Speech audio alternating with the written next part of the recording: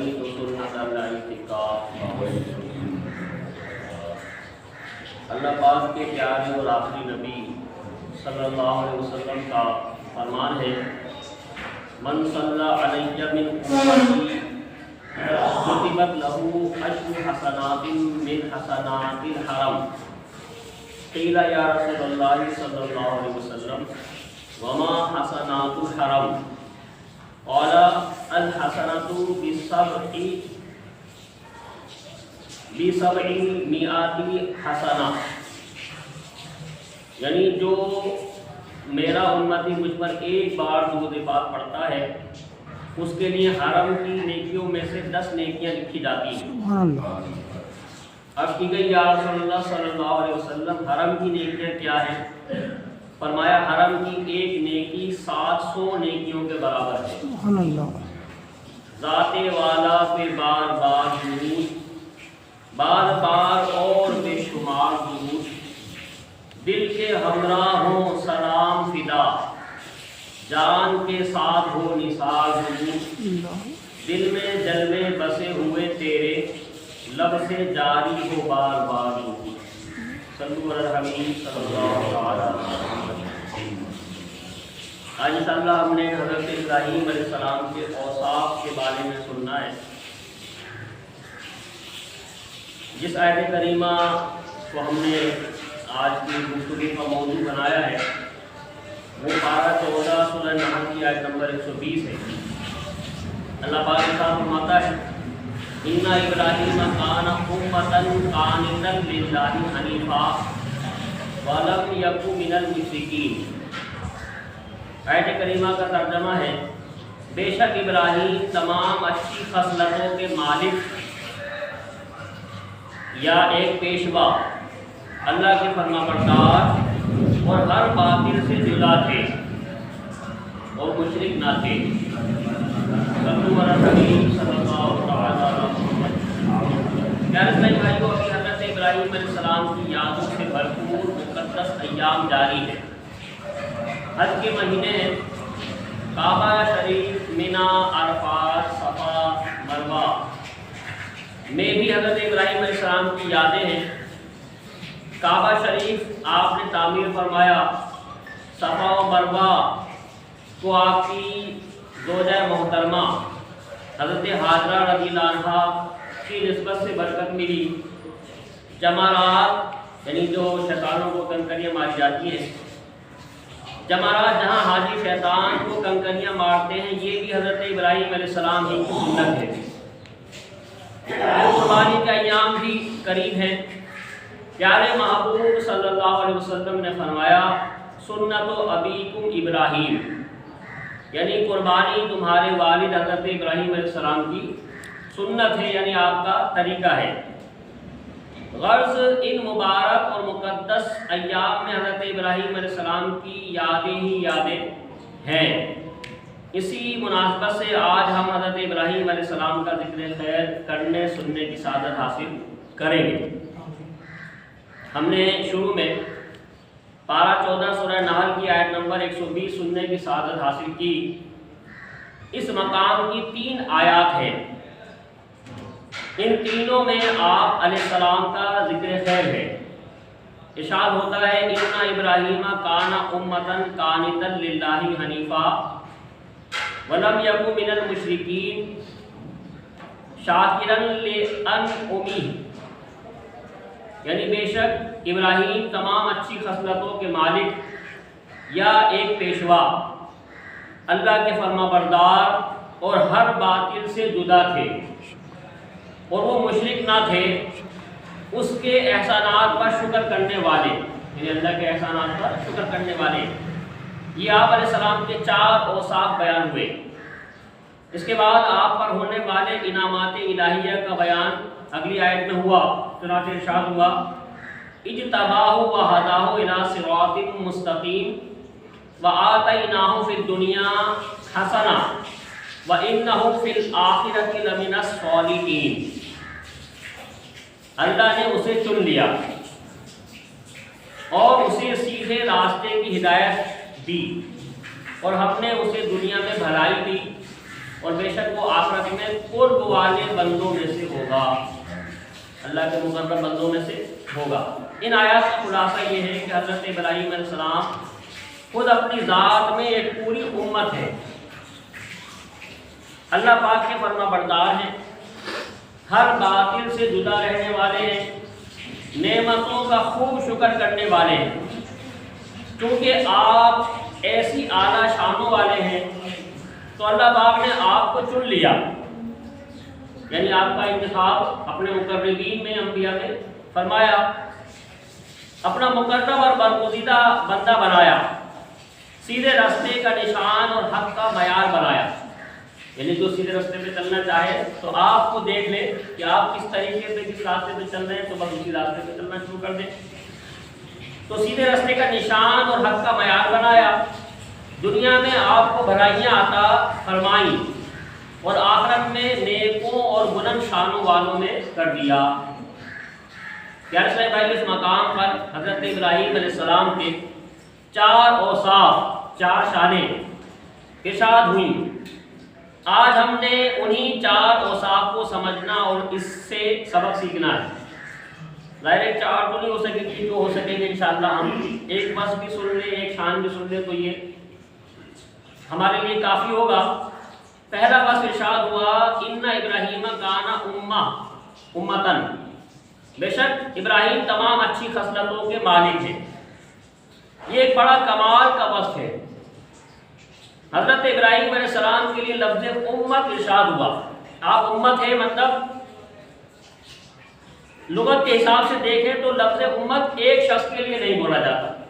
امت جو ہے وہ ایک کے لیے، ایک کو امتی تو بولتے ہیں، لیکن امت پورا یہ ایک لفظ کے لیے، یعنی ایک شخص کے لیے استعمال نہیں ہوتا، بلکہ امتی ہوں، یعنی میں پیارے آقا صلی اللہ علیہ وسلم کی امت نہیں بلکہ امتی ہوں۔ پتہ چلا لفظ امت ایک سے زیادہ افراد پر بولا جاتا ہے۔ سوال یہ ہے کہ یہاں حضرت ابراہیم علیہ السلام کو امت کیوں کہا گیا؟ علماء کرام نے اس کے 2 مطلب بتائے ہیں۔ پہلا مطلب یہ ہے کہ انہ کان وحدہ امۃ من الامم لکمالہ فی صفاتہ الخیر، یعنی آپ علیہ السلام اتنے اعلیٰ اوصاف و کمالات کے مالک ہیں کہ گویا آپ ایک فرد نہیں بلکہ اکیلے ہی ہزاروں افراد سے اعلیٰ ہیں۔ آپ دیکھیے ہمارے ہاں ہر بندے کے اندر ہر خوبی ہو ایسا نہیں ہوتا، ایک ہی بندے میں ہر خوبی ہو ایسا نہیں ہوتا۔ کوئی عبادت گزار ہوتا ہے، صاحب علم نہیں ہوتا، کسی کے پاس علم ہوتا ہے، عبادت کا ذوق نہیں ہوتا، کسی کے اندر نرمی تو ہوتی ہے مگر اسے ملنے جلنے کا ڈھنگ نہیں آتا، کسی کو ملنے جلنے کا ڈھنگ آتا ہے مگر ہمدردی نہیں ہوتی۔ ہر بندے کی الگ الگ خوبیاں ہوتی ہیں۔ اگر لاکھ بندوں کی لاکھوں خوبیوں کو ایک ہی بندے کے اندر جمع کر دیا جائے تو ہم کہہ سکتے ہیں کہ یہ اکیلا ہی بندہ لاکھوں کے برابر ہے۔ اسی طرح حضرت ابراہیم علیہ السلام کی شان و عظمت کو ہم دیکھتے ہیں تو چونکہ آپ اکیلے ہی لاکھوں خوبیوں کے مالک تھے، علم میں بھی آپ کامل و اکمل، عبادت و ریاضت میں بھی آپ کامل و اکمل، حلم یعنی قوت برداشت آپ کا بے مثال، محبت الہی آپ کی بے مثال، اطاعت و فرما برداری میں آپ بے مثال، یوں لاکھوں خوبیاں آپ کے اندر جمع ہو گئیں۔ لہذا فرمایا ان ابراہیم کان امتن، بے شک ابراہیم تمام اچھی فضلتوں کے مالک ہیں، پوری آپ کی اکیلی ذات ہی ایک امت کے برابر ہے۔ پیارے بھائیو، یہاں سے ہمیں یہ سبق ملتا ہے کہ ہمیں ہر طرح کی خوبیاں اپنے اندر اجاگر کرنی چاہیے، جگانی چاہیے۔ اللہ نے انسان کو صلاحیت دی ہے، اب وہ اپنی صلاحیت کو کس انداز میں اختیار کرتا ہے، استعمال کرتا ہے، یہ اس کے اپنے اوپر ہے۔ ظاہر ہے ابراہیم علیہ السلام کہ ہم درجہ تو ہم کسی صورت نہیں ہو سکتے، البتہ آپ کا فیضان پا کر آپ کے نقش سیرت پر تو چل ہی سکتے ہیں۔ ہمارے ہاں کتنے لوگ کہتے سنائی دیتے ہیں میری زبان تھوڑی کڑوی ہے مگر دل کا بہت اچھا ہوں۔ ارے بھائی زبان کیوں کڑوی رکھی ہوئی ہے، اسے بھی میٹھا کر لیجیے۔ کتنے لوگ کہتے ہیں معاف کیجیے گا میں غصے کا ذرا تیز ہوں، تو بھائی آپ کیوں تیز ہیں، اپنے غصے کو کنٹرول کیوں نہیں کرتے؟ کئی لوگ کہتے ہیں باقی تو سب ٹھیک ہے بس میرے اندر استقامت نہیں، میں کوئی کام جو ہے مستقل مزاجی سے مطلب مسلسل کرتے رہوں، ایسا نہیں ہوتا، میں تھوڑے دن کرتا ہوں میں چھوڑ دیتا ہوں۔ تو بھائی استقامت بھی اپنائیے، یعنی بندہ کوشش کرے۔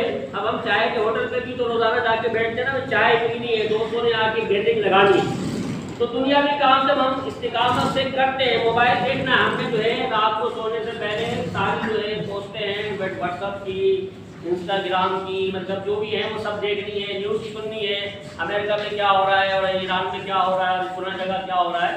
تو ہماری ایک استقامت کے ساتھ مستقل مزاجی سے ایک مطلب روٹین وائز ایک اپنی مطلب مسلسل جو ہے کوئی کام اپنے کو یعنی اپنے ہم نے اپنایا ہوا ہے، تو ہم عبادت کو بھی اپنا سکتے ہیں، کسی اچھائی کو بھی اپنا سکتے ہیں۔ ایک دن لوگوں سے خوش مزاجی سے مل لیے، دوسرے دن کوئی کڑواہٹ، تو یہ نہیں ہو ہم اپنے اندر جو ہے اپنی صلاحیتوں کو اجاگر کریں، بڑھائیں۔ ہمارے اندر جو اللہ نے اچھائیاں رکھی ہیں، خوبیاں رکھی ہیں، ان کو ظاہر کرنے کی کوشش کریں، اور جو برائیاں ہیں ان کو دبانے کی کوشش کریں۔ غیر اچھائیوں کے معاملے میں یہ کوشش کرتی رہنے چاہیے کہ ہم ادھورے نہ رہیں، ہر اچھائی کچھ نہ کچھ اچھائی کا حصہ ہمیں ملنا چاہیے۔ آپ نے دیکھا ہوگا پرچون کی دکان سے 2-4 گاہک خالی واپس چلے جائیں، مثلا گاہک نے کہا فلاں چیز دے دیجیے، دکان پر وہ چیز موجود نہ ہو تو دکاندار جلدی سے اپنی ڈائری میں وہ چیز نوٹ کر لیتا ہے، کیوں؟ اس لیے کہ تاکہ وہ چیز منگوا لے اور آئندہ گاہک خالی ہاتھ نہ جائے۔ بلکہ آج کل تو مارٹ سسٹم آ گیا ہے، عام مارکیٹ میں کریانے کی دکان الگ، کپڑے کی الگ، کراکری کی الگ، مطلب عام مارکیٹ میں جو ہے یہ بھائی یہ کپڑوں والوں کی دکان ہے، یہ سبزی والوں کی ہے، یہ گوشت والوں کی ہے، لیکن آج کل مارٹ بننے لگے، وہ اس مارٹ میں آپ کو ہر چیز ایک ہی جگہ مل جائے گی، کراکری بھی مل جائے گی، گوشت بھی مل جائے گا، سبزی بھی مل جائے گی، ہر چیز مطلب کپڑے جو بھی آپ نے لینا ہے۔ تو آج کل جو ہے مطلب اس طرح کے جو ہے وہ یوسف شاپنگ سینٹرز بن گئے ہیں کہ آپ ایک ہی مارٹ میں داخل ہوئے، ایک ہی مطلب کسی بھی اس میں گئے اور وہاں اپنی ضرورت کی ہر چیز آپ نے خرید لی۔ جس نے جو لینا ہے اسی ایک مارٹ پر آئے، سب کچھ ملے گا۔ یہ اسی لیے ہے تاکہ کوئی بھی گاہک مس نہ ہو۔ تو ہم آخرت کے معاملے میں بھی یہی انداز کیوں نہ اپنائیں؟ آخرت کے دن نہ جانے کون سا سودا کام آ جائے، ہو سکتا ہے نماز کے صدقے بخشش ہو، ممکن ہے روزے قبول ہو جائیں، ہو سکتا ہے تلاوت کام آ جائے، ہو سکتا ہے ہمدردی کام آ جائے، تو کوئی بھی نیکی ہم چھوڑے نہ۔ حضرت جنید بغدادی رحمۃ اللہ علیہ، جنہیں سید الطائفہ یعنی ولیوں کے سردار کہا جاتا ہے، آپ اندازہ لگائیے آپ کے پاس نیکیوں کا کتنا ذخیرہ ہوگا، یعنی آپ کو ولیوں کا سردار کہا جاتا ہے، غوث اعظم کے بھی جو ہے مطلب مشائخ میں ہے یہ۔ آپ کو وفات کے بعد کسی نے خواب میں دیکھ کر پوچھا کیا گزری، کیا معاملہ رات لا کہ ہاں آپ کا؟ فرمایا باقی سب اپنی جگہ، البتہ رات کو 2 رکعت تہجد کام آئی، اس کے صدقے بخشش ہو گئی۔ سبحان اللہ۔ دیکھیے اللہ پاک نہ جانے کس عمل پر راضی ہو جائے، لہذا ہر قسم کی نیکیاں ہی اپنے اعمال نامے میں جمع کرتے رہنا چاہیے۔ رسول ذیشان مکی مدنی سلطان صلی اللہ علیہ وسلم نے ایک دن صحابہ کرام علیہ رضوان کو اپنا خواب بیان فرمایا۔ یہ یاد رہے کہ انبیاء کرام علیہ السلام کے خواب بھی وحی ہوتے ہیں۔ آپ صلی اللہ علیہ وسلم نے فرمایا انی رأیت البارحۃ عجبا، رات میں نے عجیب خواب دیکھا۔ کیا خواب تھا؟ فرمایا رأیت رجلا من امتی قد تواشته ملائکۃ فجاءہ وضوءہ فاستنقذہ من ذلک، میں نے اپنا ایک امتی دیکھا، عذاب کے فرشتے اسے ڈرا رہے تھے، یعنی اسے عذاب کی طرف لے جا رہے تھے، اتنے میں اس کا وضو آیا اور اسے فرشتوں سے بچا لیا۔ وَرَأَيْتُ رَجُلًا مِّنْ أُمَّتِي يَلْهَثُ عَطَشًا من العطش فجاءه صيام رمضان فساقه، ایک امتی کو دیکھا کہ پیاس سے بلبلا رہا ہے، اتنے میں رمضان کریم کا روزہ آیا اور اسے پانی پلا دیا۔ ایک امتی کو دیکھا اس کے آگے پیچھے دائیں بائیں اوپر نیچے ہر طرف اندھیرا ہی اندھیرا تھا، اتنے میں اس کا حج اور عمرہ آیا اور اسے اندھیرے سے نکال لیا۔